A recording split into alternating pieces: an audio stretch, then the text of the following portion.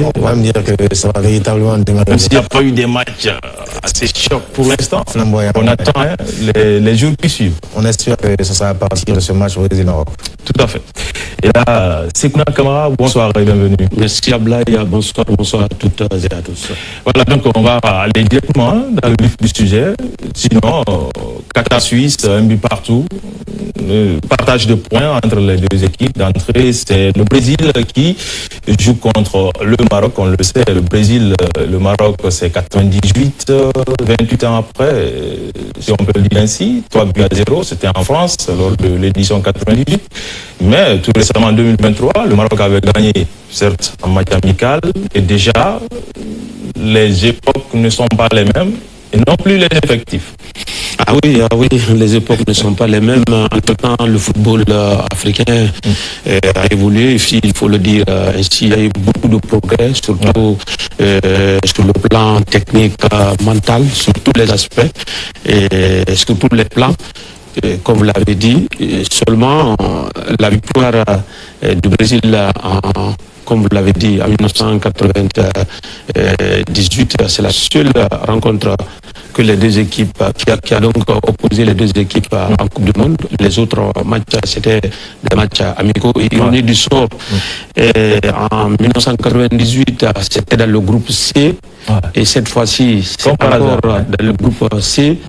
Et on ne sait pas qu'est-ce qui va se passer. Mais ce qu'il faut dire, il faut dire que le Brésil qu'on a connu il y a quelques années, ce n'est pas cette même équipe du Brésil, parce que vous l'avez dit, depuis 2002,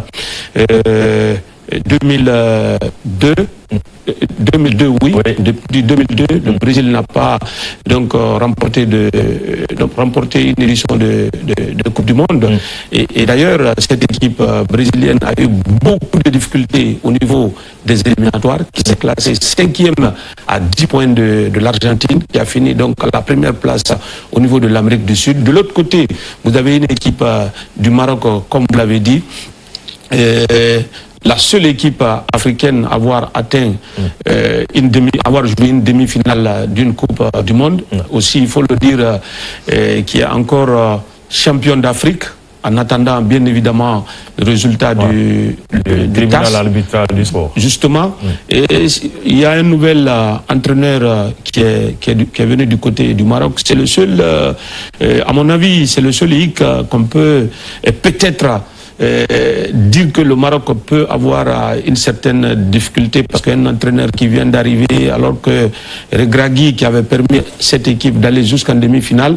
De l'autre côté, vous avez Carlo Ancelotti, qui n'est plus à présenter, qui a gagné 5 Ligues des Champions au niveau de l'Europe, et qui, partout où il est passé, au niveau des grands championnats, il a au moins été champion une fois.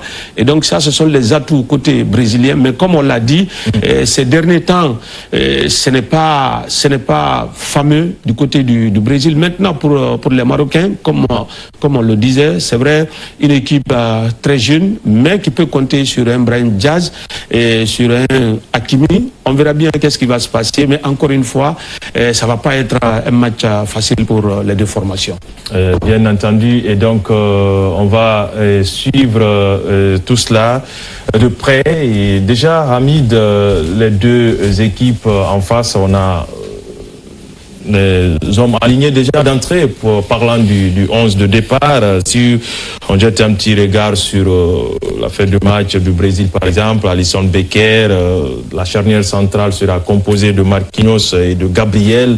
Les deux viennent tout juste de s'affronter là. Oui, Marquinhos de Paris Saint-Germain et Gabriel d'Arsenal. D'abord, cette charnière défensive, il y a un hic, hein?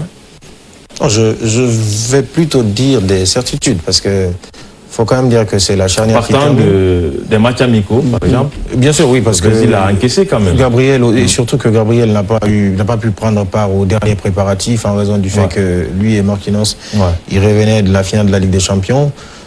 Mais il faut quand même dire que c'est la meilleure charnière en Ligue des Champions cette année. Quand on regarde le 11 type de la Ligue des Champions, ce sont les deux Brésiliens exactement qui sont alignés, qui se retrouvent dans la charnière centrale du Brésil. Les interrogations, peut-être, ça va être dans les deux couloirs, où Ibanez, qui est défenseur central de métier, va jouer au poste d'arrière 3, On sait que ça, c'est en raison du fait que Wesley est blessé. À gauche, Douglas Santos est préféré à Alexandro. Je pense que c'est là où il y a plus d'incertitudes. Maintenant, globalement, quand on regarde l'équipe, il faut dire que autant il y a des certitudes au niveau des individualités, on peut les citer, Rafinha, Vinicius, et ainsi de suite, autant il y a de l'incertitude au niveau du collectif. Parce que le Brésil, collectivement, c'est là où on se pose la question, est-ce qu'ils peuvent être aussi flamboyants que les années 2002, les années 94, et ainsi de suite. Donc c'est là que beaucoup d'interrogations se posent.